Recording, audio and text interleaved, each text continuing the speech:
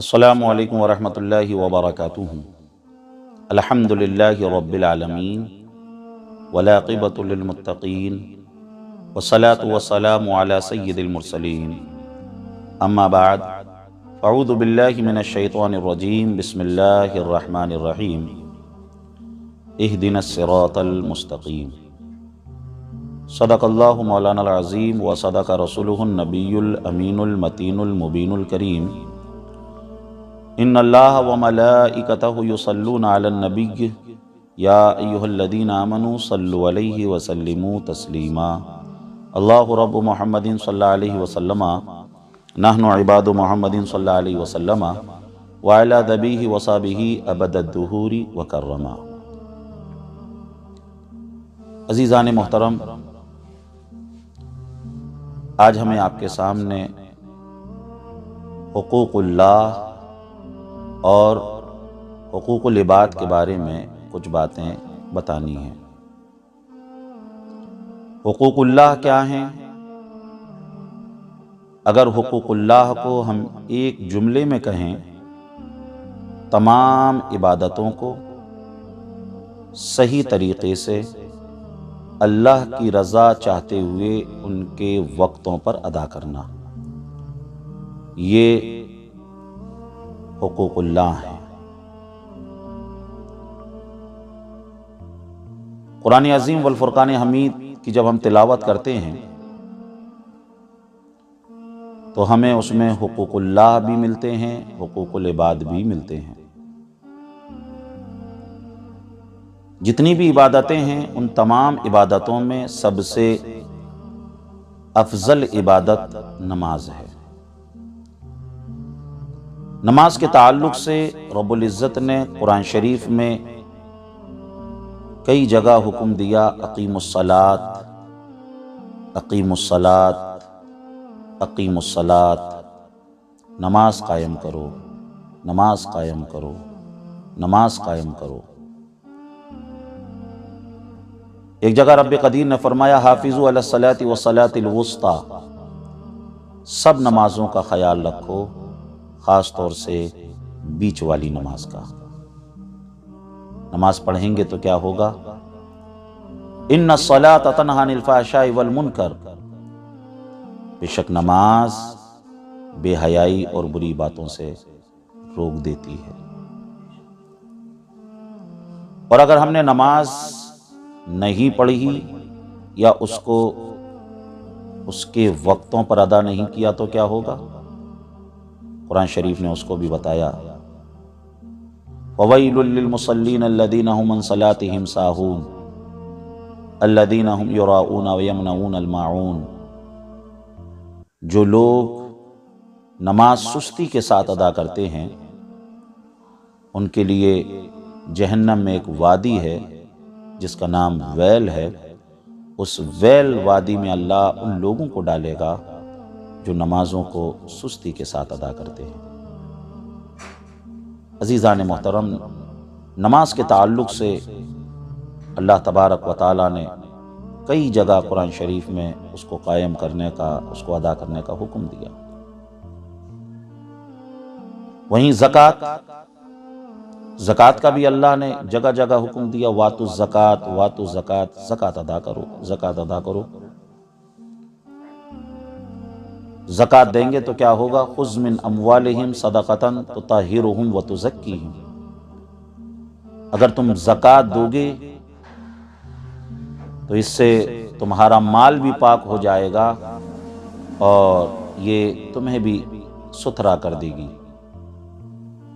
روزوں کے تعلق سے اللہ نے فرمایا، یا ایھا الذین آمنوا کتب علیکم الصیام کما کتب علی الذین من قبلکم لعلکم تتقون، اے ایمان والو تم پر روزے فرض کیے گئے جیسا کہ پچھلی امتوں پہ روزے فرض کیے گئے تھے، لعلکم تتقون، تاکہ تم متقی ہو جاؤ، پرہیزگار ہو جاؤ۔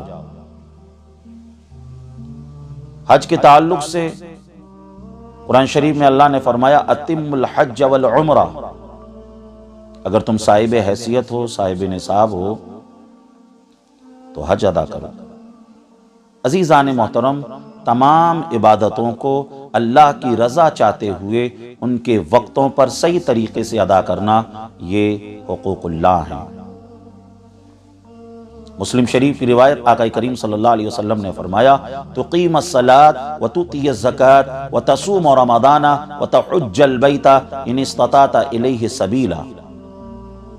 نماز کو قائم کرو، روزے رکھو، زکوٰۃ ادا کرو، حج کر ادا کرو۔ ان سب کا حکم سرکار صلی اللہ علیہ وسلم نے اپنے فرمان میں دیا، اللہ نے بھی فرمایا۔ اور جو عبادتیں کرنی ہیں ان کو کس طریقے سے کرنا ہے وہ بھی سرکار صلی اللہ علیہ وسلم نے بتایا۔ مسلم شریف کی روایت ہے، ان تعبد اللہ کأنک تراہ فإن لم تکن تراہ فإنہ یراک۔ جب تم عبادت کرو تو تمہاری کیفیتیں یہ ہونی چاہیے کہ تم اللہ کو دیکھ رہے ہو، اور اگر تمہارا عقیدہ، تمہارا یقین اتنا مضبوط نہ ہو سکے کہ تم اپنی عبادت میں اللہ کو دیکھ رہے ہو تو کم از کم اتنا محسوس کرو کہ میرا پروردگار مجھے دیکھ رہا ہے، میرا مالک حقیقی مجھے دیکھ رہا ہے۔ عزیزان محترم، یہ تمام جو میں نے ابھی آپ کو بتائے یہ حقوق اللہ ہیں، یہ اللہ کے حق ہیں، ان کو بندے کو ادا کرنا ضروری ہے۔ اور اسی کے ساتھ کچھ حقوق بندے کے بندے پر ہیں۔ ویسے تو اسلام نے تمام حقوق کو بیان کیا، ماں باپ کے حقوق کو بیان کیا، اولاد کے حقوق کو بیان کیا، شوہر کے حقوق کو بیان کیا، بیوی کے حقوق کو بیان کیا، استاد شاگرد کے حقوق کو بیان کیا، حاکم کے حقوق کو بیان کیا، اس کی رعایا کے حقوق کو بیان کیا، یہاں تک کہ راستوں کے حقوق کو اسلام نے بیان کیا، درختوں کے حقوق کو بیان کیا، جانوروں کے حقوق کو بیان کیا۔ اسلام نے سب کے حقوق کو بیان کیا۔ لیکن وقت اتنا نہیں کہ میں ایک ایک حقوق آپ کے سامنے پیش کروں، صرف ایک حدیث اور اس کے بعد چند باتیں انشاءاللہ تعالی میں آپ کی خدمت میں پیش کرنے کی کوشش کروں گا۔ اس حدیث میں سرکار صلی اللہ علیہ وسلم نے صرف 5 حق کو بیان فرمایا ہے جو ایک مسلمان کے دوسرے مسلمان پر ہیں۔ بخاری مسلم کی متفق علیہ حدیث ہے۔ متفق علیہ حدیث کون سی ہوتی ہے؟ متفق علیہ حدیث اس حدیث کو کہتے ہیں جو بخاری شریف میں بھی ہو، مسلم شریف میں بھی ہو، حدیثوں میں جس حدیث کا درجہ سب سے اونچا ہوتا ہے وہ متفق علیہ حدیث ہوتی ہے، یعنی اس کے راوی بھی ایک ہوں۔ تو آئیے وہ حدیث میں آپ کے سامنے پیش کر رہا ہوں۔ عن ابی ہریرہ رضی اللہ تعالی عنہ قال قال رسول اللہ صلی اللہ علیہ وسلم حق المسلم علی المسلم 5 رد السلام وعیادۃ المریض واتباع الجنائز واجابۃ الدعوہ وتشمیت العاطس، رواہ البخاری فی صحیحہ ورواہ مسلم فی صحیحہ، متفق علیہ۔ بخاری مسلم کی متفق علیہ حدیث ہے۔ حضرت ابو ہریرہ رضی اللہ تعالی عنہ سے مروی ہے۔ حضرت ابو ہریرہ رضی اللہ تعالی عنہ نے 5300 حدیثوں سے زائد نبی کریم صلی اللہ تعالی علیہ وسلم سے سنی اور اس کے بعد ان حدیثوں کو امت تک پہنچایا۔ یہ حدیث میں نے جو ابھی آپ کے سامنے پیش کی، امام بخاری نے اس حدیث کو بخاری شریف میں بھی روایت کیا ہے۔ امام بخاری کی جو پیدائش ہے وہ 94 ہجری میں ہے، 256 ہجری میں آپ کا وصال ہے۔ یہ حدیث آپ تک کیسے پہنچی؟ تو امام بخاری اس حدیث کی سند بیان کرتے ہوئے بیان فرماتے ہیں کہ اس حدیث کو ہم نے اپنے شیخ جناب محمد سے سنا، جناب محمد کہتے ہیں اس حدیث کو ہم نے عمرو بن سلمہ سے سنا. عمرو بن سلمہ کہتے ہیں اس حدیث کو ہم نے حضرت اوزاعی سے سنا. اوزاعی کہتے ہیں اس حدیث کو ہم نے ابن شہاب سے سنا. ابن شہاب کہتے ہیں اس حدیث کو ہم نے سعید ابن مسیب سے سنا. سعید ابن مسیب کہتے ہیں اس حدیث کو ہم نے حضرت ابو ہریرہ رضی اللہ تعالیٰ عنہ سے سنا. حضرت ابو ہریرہ کہتے ہیں اس حدیث کو ہم نے جناب محمد الرسول اللہ صلی اللہ تعالیٰ علیہ وسلم سے سنا. تو یہ حدیث کی سند. اب آئیے اس حدیث کے ترجمے کی طرف چلتے ہیں. اس حدیث میں کیا ہے؟ نبی کریم صلی اللہ تعالی علیہ وسلم فرما رہے ہیں حق المسلم علی المسلم خمس. ایک مسلمان کے دوسرے مسلمان پر 5 حق ہیں. پہلا حق کیا ہے؟ سرکار فرما رہے ہیں رد السلام، سلام کا جواب دینا. اگر ایک مسلمان آپ کو سلام کر رہا ہے تو اس کا جواب دینا آپ کے اوپر ضروری ہے، اس مسلمان کا حق ہے. اور سلام کے تعلق سے ہمارے آقا نے کیا فرمایا؟ مسلم شریف کی حدیث ہے عن ابی ہریرہ رضی اللہ تعالی عنہ قال قال رسول اللہ صلی اللہ تعالی علیہ وسلم اولا ادلکم علی شیء اذا فعلتموه تحاببتم افشوا السلام بینکم.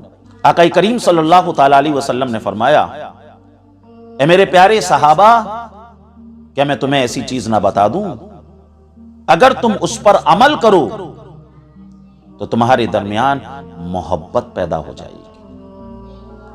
اگر محبت پیدا ہو جائے گی تو نفرتیں گھٹ جائیں گی، ختم ہو جائیں گی. نفرتیں گھٹ جائیں گی تو لڑائی جھگڑے ختم ہو جائیں گے. تمام ٹینشن جو ہماری زندگی میں چل رہی ہیں تمام ٹینشن ختم ہو جائیں گے. صحابہ عرض کرتے ہیں یا رسول اللہ بتائیے وہ کون سی چیز ہے جس پر اگر ہم عمل کریں گے تو محبت پیدا ہو جائے گی؟ آقا ارشاد فرماتے ہیں افشوا السلام.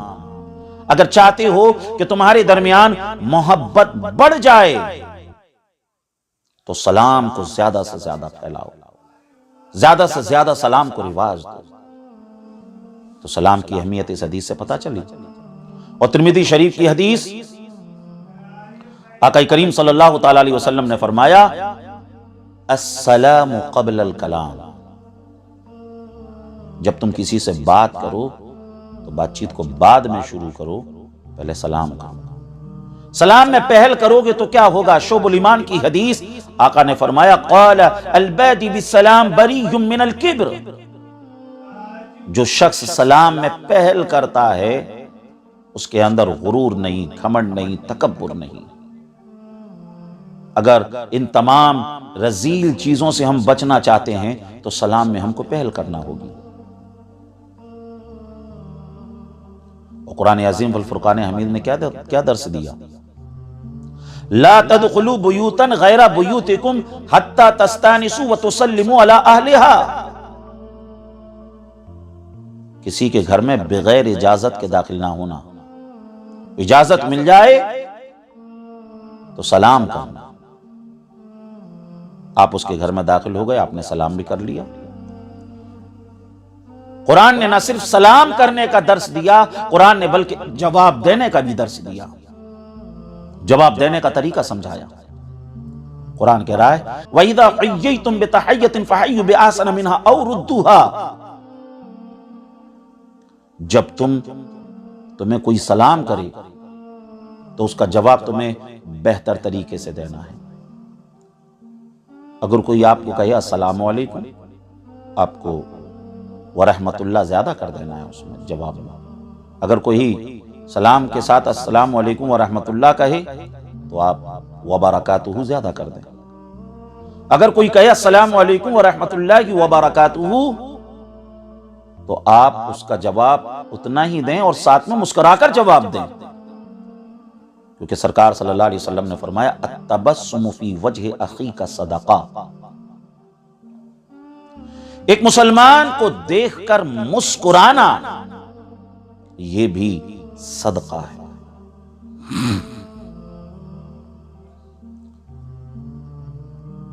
تو سرکار صلی اللہ علیہ وسلم نے جو فرمایا رد السلام، سلام کا جواب دینا یہ ایک مسلمان کا دوسرے مسلمان پر حق ہے۔ اور ایک روایت اور آپ کے سامنے پیش کرتا چلوں، بڑی اہم روایت ہے، امام سخاوی نے القول البدیع میں اس کو نقل فرمایا ہے، امام قرطبی نے تفسیر قرطبی میں، ابن کثیر نے تفسیر ابن کثیر میں، بڑی پیاری روایت ہے، غور سے سنیں، سبق آموز روایت ہے، اکثر ہم لوگ اس سلسلے میں پریشان رہتے ہیں۔ حضرت سہل بن سعد رضی اللہ تعالیٰ عنہ سے روایت ہے کہ ایک شخص سرکار صلی اللہ تعالیٰ علیہ وسلم کی بارگاہ میں پہنچا اور کہنے لگا، یا رسول اللہ علیہ الصلوۃ والسلام، سرکار کوئی ایسا کام بتا دیجئے جس پر عمل کرنے کی وجہ سے میرے گھر میں خیر و برکت ہو۔ میرے گھر میں خیر و برکت نہیں۔ سرکار صلی اللہ علیہ وسلم نے فرمایا، اچھا ایسا کرو، جب گھر میں جایا کرو تو سلام کیا کرو، اور اس کے بعد مجھ پر بھی سلام بھیجا کرو، جو گھر میں ان کو بھی سلام کریں، ساتھ ہی ساتھ اتنا بھی کہہ لیں، الصلاۃ والسلام علیک یا رسول اللہ، سرکار کو سلام کریں گے تو کیا ہوگا؟ ابو داؤد کی حدیث، حضور نے فرمایا، ما من احد یسلم علی الا رد اللہ روحی علی حتی ارد علیہ السلام، رواہ ابو داؤد فی سننی، سنن ابو داؤد کی حدیث، حضور نے فرمایا، میرا کوئی بھی چاہنے والا کہیں سے بھی جب مجھ پر سلام بھیجتا ہے، میں اس کے سلام کو سن لیتا ہوں اور گنبد خضرا ہی سے اس کا جواب بھی عطا کر دیتا ہوں۔ اعلیٰ حضرت نے اسی کو فرمایا، دور و نزدیک کے سننے والے وہ کان، دور و نزدیک کے سننے والے وہ کان، کانے لالے کرامت پہ لاکھوں سلام، ہم یہاں سے پکاریں وہاں وہ سنیں، مصطفیٰ کی سماعت پہ لاکھوں سلام۔ سرکار نے فرمایا، گھر میں جب داخل ہو تو سلام کرو اور مجھ پر بھی سلام بھیجو، اور اس کے بعد سورہ اخلاص پڑھ لو، قل هو اللہ شریف۔ آقا کریم صلی اللہ علیہ وسلم نے یہ طریقہ بتایا، اس شخص نے اس پر عمل کیا۔ بعد میں لوگ بیان کرتے ہیں، اس عمل کی وجہ سے اللہ نے اس کے گھر میں خیر و برکتیں تو عطا فرمائیں، وہ تو صاحب مال ہوا ہی، اس عمل کی برکت سے اللہ نے اس کے پڑوسیوں کو بھی خوشحال کر دیا، اس کے پڑوسیوں کو بھی صاحب مال کر دیا۔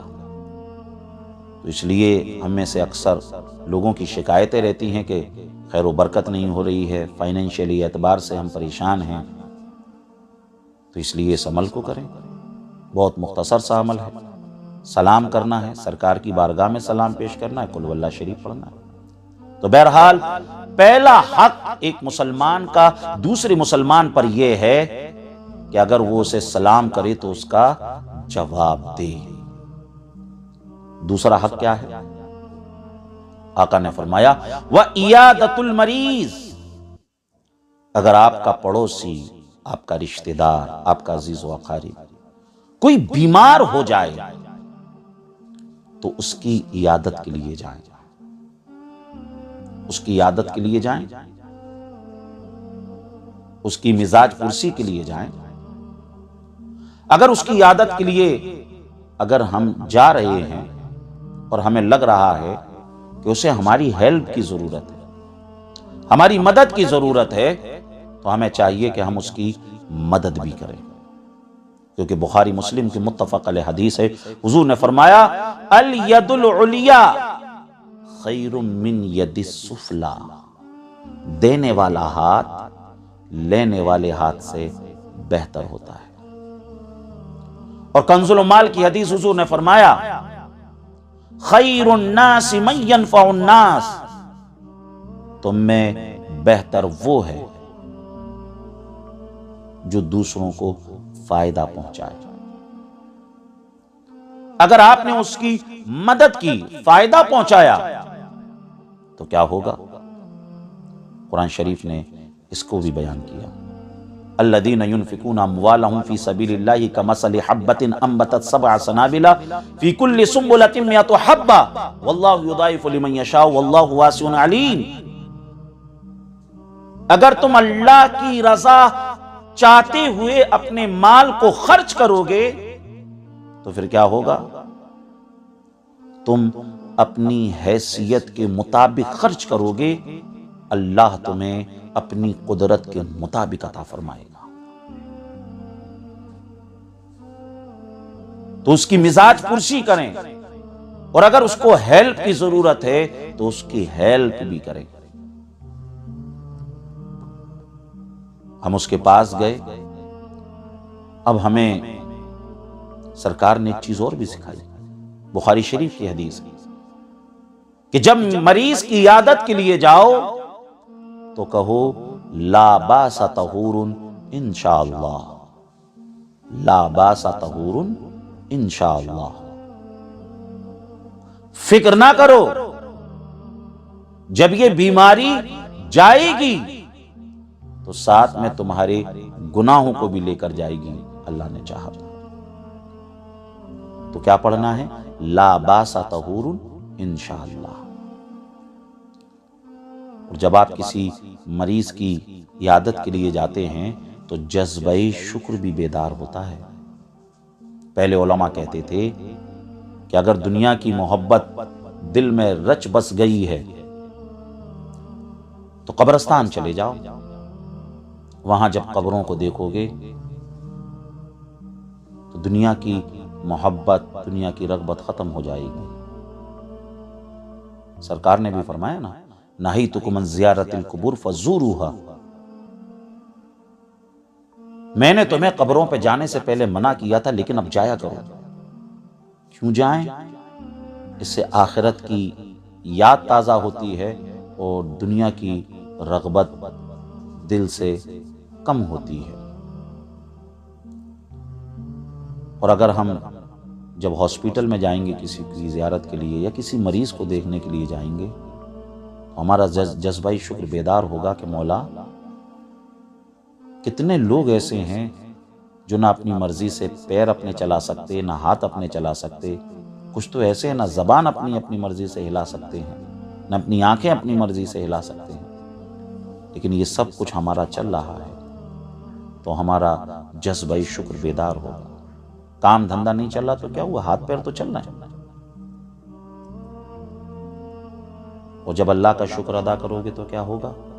سورہ ابراہیم میں اللہ نے فرمایا لَإِن شَكَرْتُمْ لَأَزِيدَنَّكُمْ، اے لوگو تم میرا جتنا زیادہ شکر ادا کرو گے میں تمہیں اتنا ہی زیادہ عطا کروں گا۔ تو رب کا شکر ادا کریں، اور یہ رب کا شکر ادا کرنے کا جذبہ کیسے آئے گا؟ جب ہم کسی مریض کی عیادت کے لیے جائیں گے، اور کسی مریض کی عیادت کے لیے جانا یہ کتنی بڑی بات صحیح مسلم کی حدیث ہے، حضرت ابو ہریرہ رضی اللہ تعالیٰ عنہ سے مروی ہے، قیامت کے دن اللہ فرمائے گا یا ابن آدم مرضت فلم تعدنی، صحیح مسلم کی حدیث ہے۔ رب آدم کی اولاد سے فرمائے گا اے آدم کی اولاد میں بیمار ہوا، تم نے میری عیادت نہیں کی۔ بندہ کہے گا مولا انت رب العالمین کیف اعودک، مولا تو تو رب العالمین ہے، میں تیری عیادت کیسے کرتا؟ رب کی رحمتیں فرمائیں گی اے میرے بندے، وہ تیرا جو فلاں رشتہ دار تھا، تیرا فلاں عزیز و اقارب تھا، وہ بیمار ہوا، تو اس کی عیادت کے لیے نہیں گیا؟ اگر تو اس کی عیادت کے لیے جاتا تو تو اپنے رب کو اس کے قریب پاتا۔ عزیزان محترم، اس حدیث سے مریض کی عیادت کی اہمیت ہمیں پتہ چل رہی ہے۔ تو بہرحال سرکار نے فرمایا وَعِیَادَةُ الْمَرِیض، اگر تمہارا بھائی، اگر تمہارا عزیز و اقارب کوئی بیمار ہو جائے تو اس کی عیادت کے لیے جاؤ، یہ اس کا حق ہے۔ دو حق ہو گئے، سلام کا جواب دینا، مریض کی عیادت کرنا۔ تیسرا حق کیا ہے؟ سرکار فرما رہے ہیں وَإِجَابَةُ الدَّعْوَةِ، اگر کوئی تمہیں اپنے گھر پر کھانے پر انوائٹ کرے اور تمہارے پاس وقت ہے تو آپ اس کی دعوت کو قبول کریں، اس کے وہاں جائیں، یہ اس کا حق ہے۔ لیکن آج کیا ہو رہا ہے؟ لوگ امیروں کی دعوت کو تو قبول کر لیتے ہیں لیکن غریبوں کی دعوت میں نہیں جاتے۔ اگر کہیں کسی منسٹری سے اگر دعوت نامہ آ گیا تو لوگ اسے محفوظ کر کے رکھتے ہیں، اپنے دکانوں میں فریم کر کے لگا لیتے ہیں کہ صاحب فلاں منتری صاحب کے وہاں سے ہم کو دعوت نامہ آیا۔ عزیزان محترم، اگر آپ کے پاس وقت ہے اور آپ کے پاس کوئی مجبوری نہیں تو آپ اس کی دعوت کو قبول کیجیے اور اس کے وہاں جائیے۔ سوان اعلیٰ حضرت میں ایک واقعہ ہے، بڑا پیارا واقعہ ہے، غور سے سنیں، عبرت آموز ہے۔ اعلیٰ حضرت سیدی سرکار رضی اللہ تعالیٰ عنہ کا زمانہ ہے۔ ایک غریب بچہ سرکار اعلیٰ حضرت کی بارگاہ میں پہنچا اور کہنے لگا، حضرت کیا آپ غریبوں کی دعوت کو قبول کر لیتے ہیں؟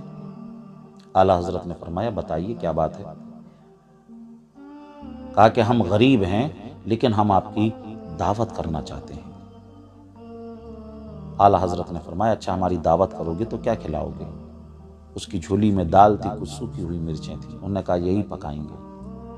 اعلیٰ حضرت نے فرمایا، ٹھیک ہے، ہم نے آپ کی دعوت قبول کر لی اور ہم آئیں گے آپ کے یہاں۔ اپنے خادم سے کہا کہ ان کا ایڈریس معلوم کر لیں۔ جب وقت آیا تو اعلیٰ حضرت سیدی سرکار رضی اللہ تعالیٰ عنہ نے خادم سے کہا اور اس کے وہاں دعوت کے لیے پہنچ گئے۔ وہ جو دال تھی اس سے اعلیٰ حضرت کا پرہیز تھا لیکن پھر بھی اعلیٰ حضرت نے کھایا۔ خادم کو ہمت نہ ہو سکی کچھ بولنے کی، اور جب دعوت سے گھر آئے تو خادم نے کہا، حضور اس دال سے آپ کا پرہیز تھا لیکن آپ نے اس کو اچھی طریقے سے کھایا۔ اعلیٰ حضرت فرماتے ہیں کہ یہ تو میں جانتا ہوں کہ اس سے میرا پرہیز تھا، ڈاکٹروں، حکیموں، طبیبوں نے منع کیا ہے، لیکن اگر میں اس کھانے کو نہیں کھاتا تو صاحب خانہ کا دل ٹوٹ جاتا، اس کو ایسا لگتا شاید ہمارا جو کھانا ہے ان کے معیار کے مطابق نہیں، اس لیے جو ہے انہوں نے نہیں کھایا، اس لیے میں نے اس کو کھایا اچھے طریقے سے۔ کیونکہ سرکار صلی اللہ تعالیٰ علیہ وسلم کا قرب حاصل کرنا، سرکار کے قریب ہونے کے جو طریقے ہیں اس میں سے ایک طریقہ یہ بھی ہے کہ امت نبی صلی اللہ علیہ وسلم سے محبت کی جائے، ان کا خیال رکھا جائے، تو سرکار صلی اللہ تعالیٰ علیہ وسلم کا کرم ہوگا۔ تو یہاں سے کیا پتا چلا؟ وَإِجَابَةُ الدَّعْوَةِ، اگر کوئی دعوت دے تو یہ ایک مسلمان کا حق ہے کہ اس کی دعوت کو قبول کریں، اور دعوت میں جائیں تو کھانا کیسے ہے اسلام نے وہ بھی بتایا۔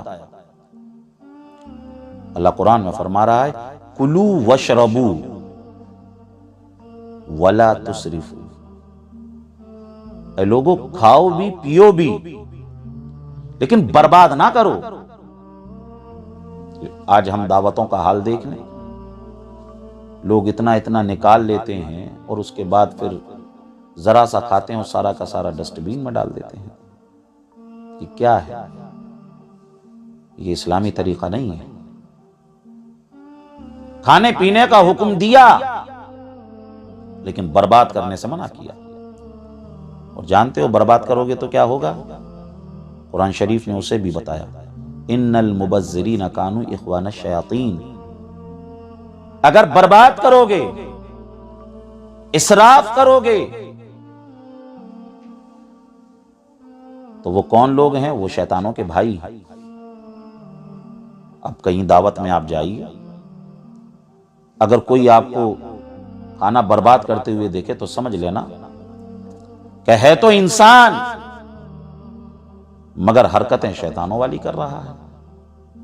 تو بہرحال دعوت کو قبول کریں، اس کے وہاں جائیں، اور جو طریقہ شریعت نے بتایا ہے اس طریقے کے مطابق اس کے وہاں جا کر دعوت کھا کر آئیں۔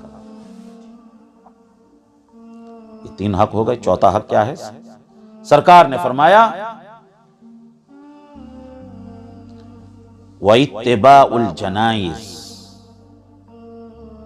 اگر تمہارے کسی عزیز و اقارب کا انتقال ہو گیا ہے تو اس کے جنازے میں بھی جاؤ۔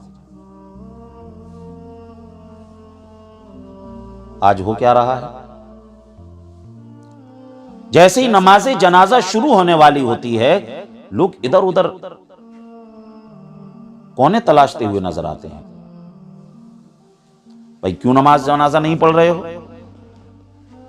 تو ہو سکتا ہے یہ جواب ہو کہ جنازے کی نماز پڑھنا نہیں آتی ہے۔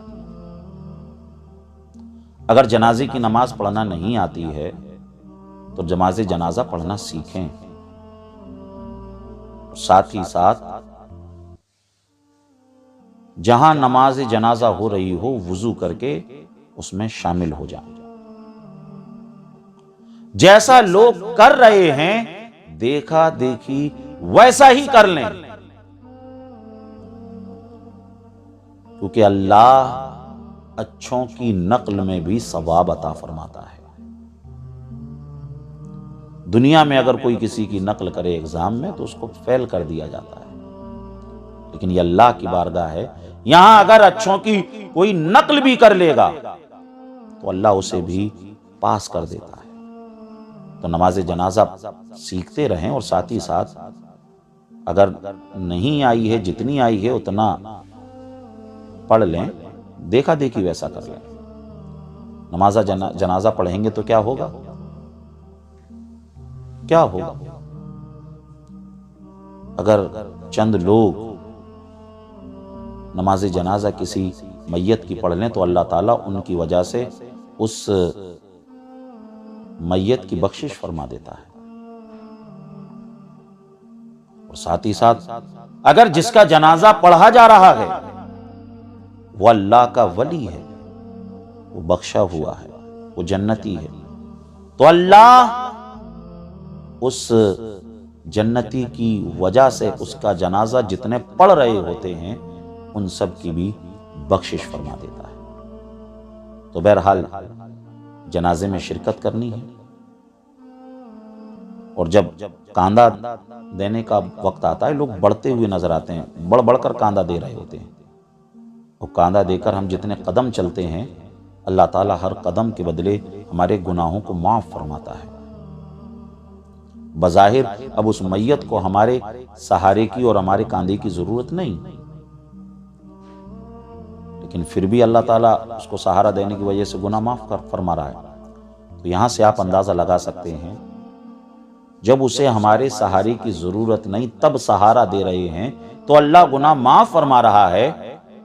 جب وہ زندہ تھا اور اسے ہمارے سہارے کی ضرورت تھی، اگر ہم نے اسے اس وقت سہارا دیا ہوتا، اس کی ہیلپ کی ہوتی، تو بتائیے اللہ تعالیٰ ہمارے کتنے گناہوں کو معاف فرماتا۔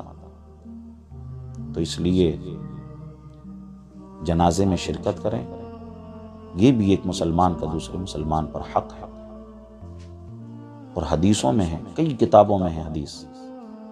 سرکار نے فرمایا، مسلم شریف کے اندر بھی ہے، کہ ماں باپ کا حق تو یہ تک ہے کہ ان کے انتقال کے بعد اولاد کو چاہیے کہ ان کے دوست اور ان کے احباب کے ساتھ بھی اچھا سلوک کرے،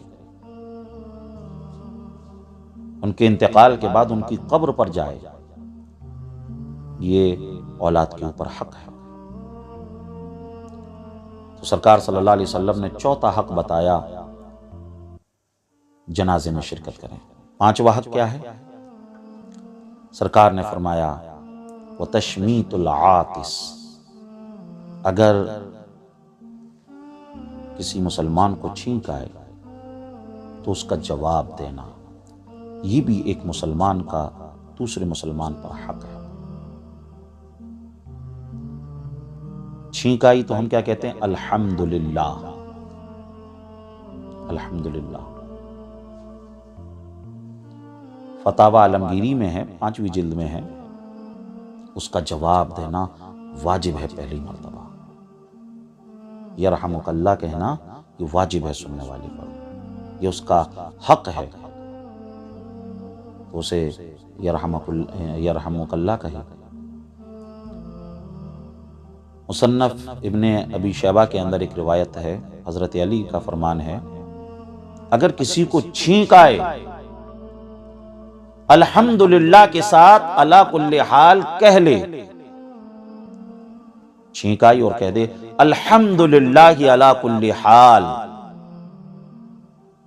الحمدللہ علی کل حال، اتنا کہہ لے،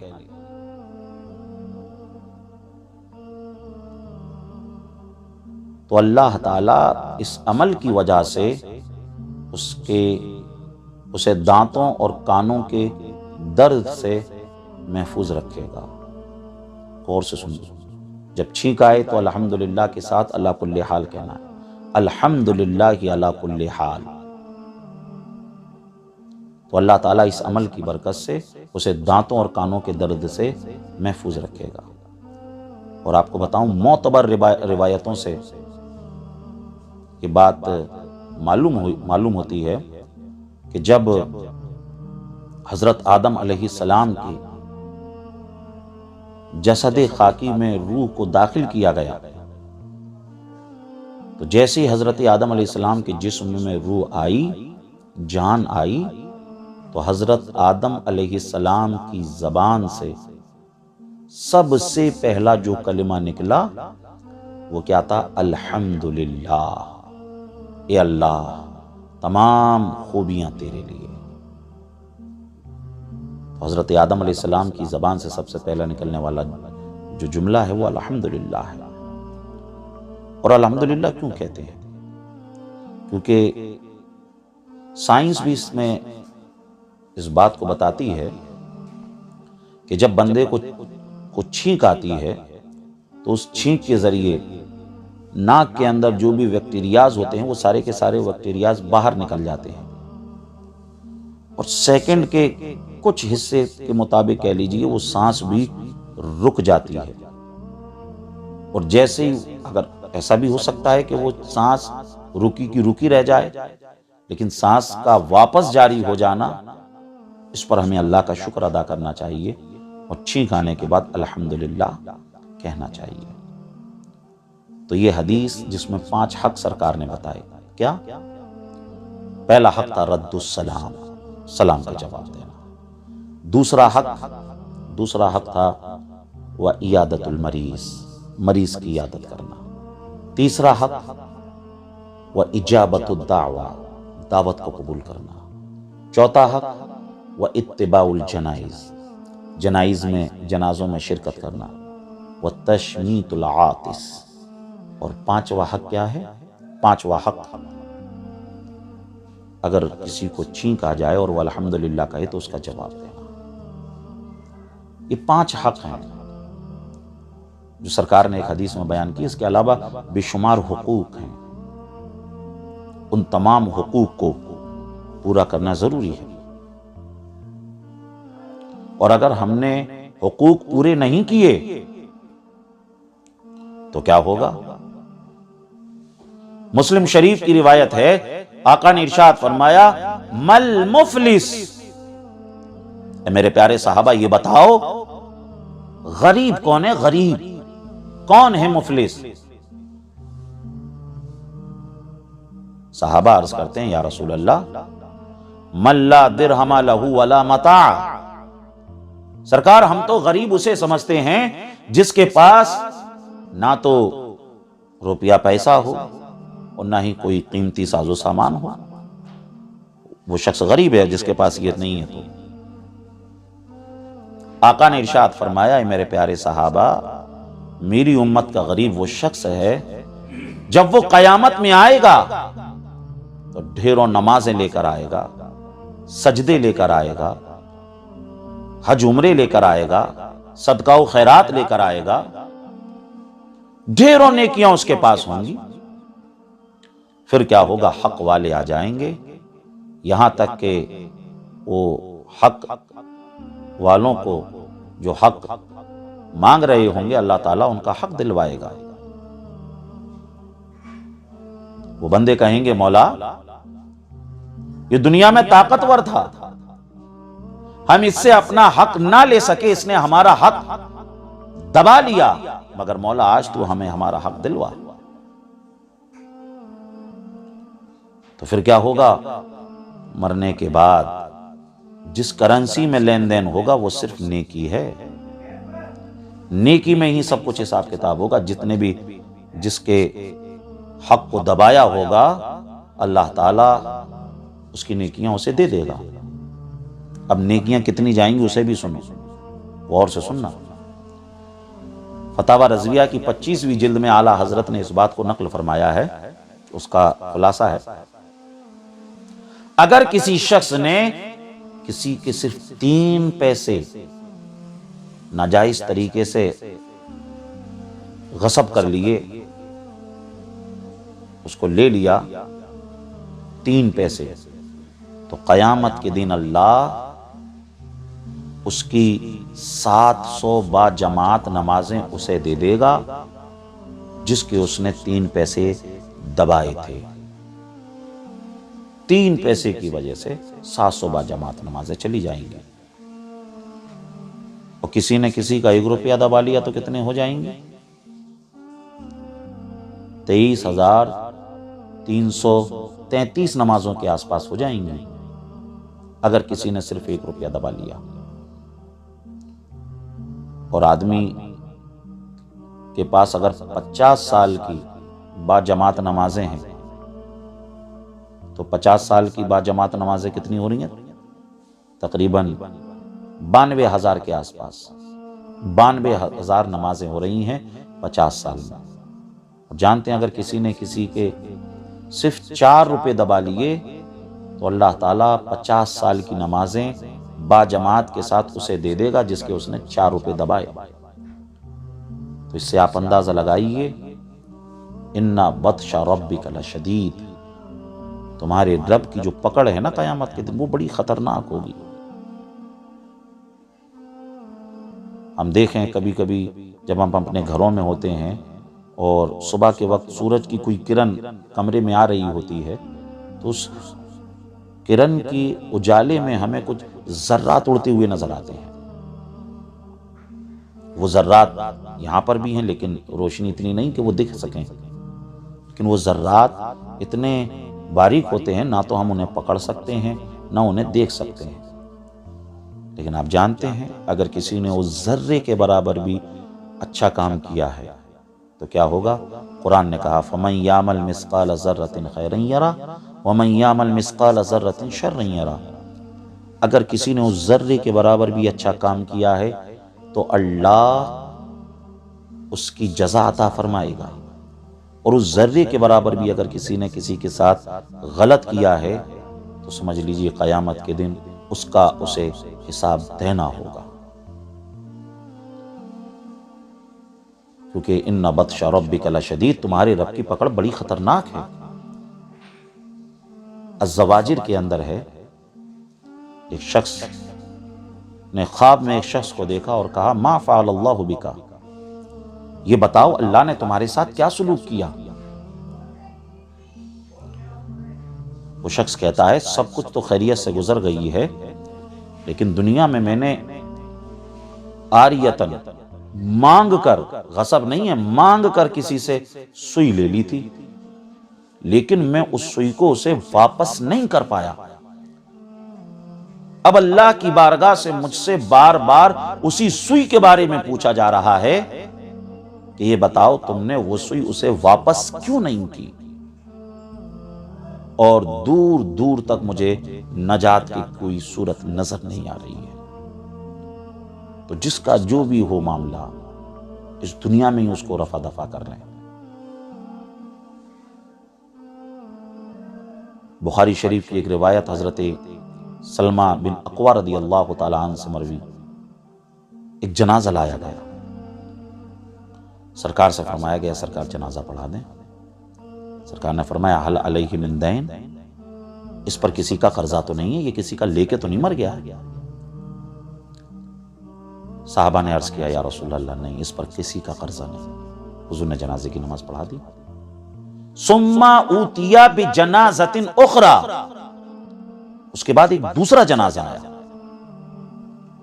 پھر سرکار سے کہا گیا یا رسول اللہ اس کی جنازے کی نماز پڑھا دیں۔ سرکار صلی اللہ علیہ وسلم نے فرمایا اچھا حل علیہ من دین، اس پر کسی کا قرضہ تو نہیں، یہ کسی کا لے کے تو نہیں مر گیا؟ صحابہ عرض کرتے ہیں یا رسول اللہ ہاں اس پر قرضہ تھا۔ تو آقا نے کیا فرمایا؟ صلو علی صاحبکم، اے میرے پیارے صحابہ جاؤ تم ہی اس کی نماز جنازہ پڑھ لو، میں اس کی جنازے کی نماز نہیں پڑھاؤں گا، کیونکہ یہ کسی کا لے کے گیا ہے۔ آپ اندازہ لگائیے، کسی کا پیسہ لے کر اس دنیا سے چلا جانا کتنا بڑا گناہ کہ سرکار نے جنازہ تک نہیں پڑھایا۔ اور ایک مسلم شریف کی روایت اور کوٹ کر دوں، آقا نے فرمایا قیامت کے دن ایک شہید کے اللہ تمام گناہوں کو معاف فرما دے گا الا الدین، لیکن قرض معاف نہیں فرمائے گا۔ تو آپ سمجھ لیں کسی کا لے کر نہ دینا کتنا بڑا گناہ ہے۔ تو جس کا جو بھی لیے ہوئے ہوں اس کو اس دنیا میں ہی رفع دفع کر دیں، اس دنیا میں ہی اس کا معاملہ شارٹ آؤٹ کر لیں، کیونکہ حضور نے فرمایا میری امت کا جو مفلس ہے وہ شخص ہے جو تمام نیکیاں لے کر آئے گا لیکن حق والے آ جائیں گے تو ساری نیکیاں اس کی چلی جائیں گی۔ قوت القلوب میں صاحب قوت القلوب نے ایک بڑی پیاری بات لکھی ہے۔ آپ لکھتے ہیں جنت میں جو لوگ زیادہ تر جائیں گے وہ اپنے عمل کی وجہ سے نہیں بلکہ دوسروں کے عمل کی وجہ سے جائیں گے، کیونکہ قیامت میں انہیں جب اللہ کی بارگاہ سے ان کا انصاف ہوگا تو ان کے پاس اتنی نیکیاں آ جائیں گی کہ ان نیکیوں کی وجہ سے وہ جنت میں چلے جائیں گے۔ آگے لکھتے ہیں جہنم کا بھی یہی حال ہے کہ جہنم میں بھی زیادہ تر لوگ جو جائیں گے وہ اپنے عمل کی وجہ سے نہیں بلکہ دوسروں کے ساتھ جو انہوں نے برا کیا ہوگا اس وجہ سے وہ جہنم میں جائیں گے۔ تو مسلم شریف کی جو حدیث میں پیش کر رہا تھا، آقا نے فرمایا میری امت کا مفلس کون ہے؟ مل مفلس؟ صحابہ نے عرض کیا یا رسول اللہ من لا درہم لہو ولا متاع، جس کے پاس گاڑی بنگلہ روپیہ پیسہ بینک بیلنس نہ ہو اور کوئی قیمتی چیز نہ ہو مولا سرکار وہ غریب ہے۔ حضور نے فرمایا نہیں، میری امت کا غریب وہ شخص ہے جو قیامت میں ڈھیروں نیکیوں کے ساتھ آئے گا اور اس کے بعد جب حق والے آئیں گے تو اس کی نیکیاں ختم ہو جائیں گی، یہاں تک کہ ساری نیکیاں ختم ہو جائیں گی، پھر بھی حق والے رہیں گے تو وہ کہیں گے مولا ہمارے گناہ اس کے اوپر تو لاد دے، تو وہ گناہ اس کے اوپر لاد دیے جائیں گے، اس کے بعد اسے جہنم میں داخل کر دیا جائے گا۔ تو اس لیے عزیزان محترم حقوق کا معاملہ بڑا اہم ہے، حقوق اللہ کی بھی اہمیت کم نہیں اور حقوق العباد کی بھی اہمیت کم نہیں۔ حقوق العباد کی اگر کسی نے کوتاہی کی ہوگی تو جب تک وہ شخص معاف نہ کر دے اللہ بھی معاف نہیں فرمائے گا۔ مثال کے طور پر کسی کی چغلی کی، سرکار نے فرما دی اللہ يدخل الجنت قطات، کسی کی غیبت کر دی، قرآن کہہ رہا ہے لا یغضب بعضکم بعضا، کوئی کسی کی غیبت نہ کرے۔ اب اگر کسی کی غیبت کر دی ہے تو جب تک وہ شخص معاف نہ کر دے جس کی غیبت کی ہے اللہ بھی معاف نہیں فرمائے گا۔ اس لیے جو ہے حقوق العباد کی بڑی اہمیت، حقوق اللہ میں اگر کوتاہی ہوئی ہے سچے دل سے توبہ کریں، معافی مانگیں۔ آقا نے فرمایا التائب من الذنب کمن لا ذنب لہ، جو سچے دل سے توبہ کر لیتا ہے اللہ اس کے تمام گناہوں کو معاف فرما دیتا ہے۔ اور سورہ رعد میں اللہ نے فرمایا ان الحسنات یذہبن السیئات، نہ صرف اللہ اس کے گناہوں کو معاف فرماتا ہے بلکہ اس کے نامہ اعمال میں جتنے گناہ ہوتے ہیں اللہ ان تمام گناہوں کو نیکیوں میں تبدیل فرما دیتا ہے۔ تو اس لیے جو ہے حقوق اللہ کا بھی خیال رکھیں، حقوق العباد کا بھی خیال رکھیں۔ آخری بات پیش کر کے میں اپنی بات کو مکمل کرنا چاہوں گا، اور اس سے آپ کو اندازہ ہوگا کہ سرکار صلی اللہ علیہ وسلم نے حقوق العباد پر کتنا زور دیا۔ مجمع الزوائد کی یہ روایت ہے، جب سورہ نصر نازل ہوئی، اذا جاء نصر اللہ والفتح ورأیت الناس يدخلون فی دین اللہ افواجا فسبح بحمد ربک واستغفر انہ کان توابا۔ جب یہ سورت نازل ہوئی تو نبی کریم صلی اللہ علیہ وسلم نے حضرت جبریل سے کہا، جبریل اب ہمارا دنیا میں رکنے کا جو ظاہری وقت تھا وہ مکمل ہو چلا ہے۔ حضرت جبریل کہتے ہیں یا رسول اللہ وَلَلْآخِرَةُ خَيْرٌ لَكَ مِنَ الْأُولَى، سرکار آپ کا جو آنے والا وقت ہے وہ پچھلے وقت سے بہتر ہے۔ آقا کریم صلی اللہ علیہ وسلم کی طبیعت علیل ہے، آپ نے حضرت بلال کو حکم دیا کہ اہل مدینہ کو جمع کر لیں مسجد نبوی میں، سب لوگ جمع ہو گئے۔ آقا کریم صلی اللہ علیہ وسلم نے قسم دے کر کہا، پہلے تو فرمایا اچھا یہ بتاؤ تم نے مجھے کیسا پایا؟ تو سرکار صلی اللہ علیہ وسلم نے جب اتنا کہا تو ہو سکتا ہے صحابہ نے اپنے انداز میں کہا ہو، وَأَحْسَنَ مِنْكَ لَمْ تَرَ قَطُّ عَيْنِي وَأَجْمَلَ مِنْكَ لَمْ تَلِدِ النِّسَاءُ خُلِقْتَ مُبَرَّأً مِنْ كُلِّ عَيْبٍ كَأَنَّكَ قَدْ خُلِقْتَ كَمَا تَشَاءُ۔ سرکار آپ کے جیسا تو کوئی ہوا ہی نہیں، سرکار آپ کے جیسا تو کوئی ہے ہی نہیں، آپ کے جیسا تو کسی ماں نے جنا ہی نہیں۔ اور حضرت جبریل نے کیا کہا، قلبت المشارق والمغارب لم ارا رجلا افضل من محمد صلی اللہ علیہ وسلم، میں نے مشرقوں کو دیکھا، مغربوں کو دیکھا، شمال و جنوب کو دیکھا، الٹ کر دیکھا، پلٹ کر دیکھا، مگر یا رسول اللہ جیسا میں نے آپ کو پایا ویسا میں نے کسی کو نہیں پایا۔ اعلیٰ حضرت جبی تو فرماتے ہیں یہی بول صدر والے چمنے جہاں کے تھالے، سبھی میں نے چاند ڈالے تیرے پائے کا نہ پایا، تجھے ایک نے یک بنایا، تجھے حمد ہے خدایا، تجھے حمد ہے خدایا۔ آقا کریم صلی اللہ تعالیٰ علیہ وسلم نے پھر فرمایا، قسم دے کے فرمایا اگر مجھ پر کسی کا حق ہو تو وہ مجھ سے اس دنیا میں ہی لے لے، قسم دے کر کہا۔ لیکن کوئی آگے نہیں بڑھا، سرکار کی طبیعت علیل تھی، کون آگے بڑھتا؟ پھر سرکار نے قسم دے کر کہا، میں تمہیں قسم دے کر کہہ رہا ہوں اگر کسی کا حق ہو مجھ پر تو وہ حق لے لے۔ کوئی آگے نہیں بڑھا۔ پھر سرکار نے تیسرا کہ جب قسم دے کر کہا تو ایک صحابی جن کا نام حضرت عکاشہ رضی اللہ تعالیٰ عنہ تھا وہ آگے بڑھے، کہنے لگے یا رسول اللہ علیہ الصلوۃ والسلام مجھے حق چاہیے۔ سرکار نے فرمایا کیا حق چاہیے؟ انہوں نے کہا یا رسول اللہ علیہ الصلوۃ والسلام فلاں فلاں جنگ میں مجھے نہیں معلوم کہ وہ چھڑی آپ نے اپنی سواری کے ماری تھی لیکن وہ لگ میرے گئی تھی، بس اسی کا مجھے بدلہ چاہیے۔ صحابہ کی چیخیں نکل گئیں، کہنے لگے عکاشہ تم یہ کیا کہہ رہے ہو؟ حضور نے فرمایا صحابہ تمہاری عقیدت اور محبت اپنی جگہ ٹھیک ہے، چھڑی کو منگوایا گیا حضرت فاطمہ کے گھر سے۔ حضرت فاطمہ کو جب سارا واقعہ بتایا تو حضرت فاطمہ رضی اللہ تعالی عنہا نے فرمایا کہ یہ دونوں میرے بیٹے حسن و حسین انہیں آگے کر دو، وہ ان سے بدلہ لے لیں۔ ہو سکتا ہے امام حسین نے کہا عکاشہ، سرکار کا فرمان ہے حسین منی وانا من الحسین، حسین مجھ سے ہیں میں حسین سے ہوں، اگر تم نے مجھ سے بدلہ لیا تب بھی تمہارا کام ہو جائے گا۔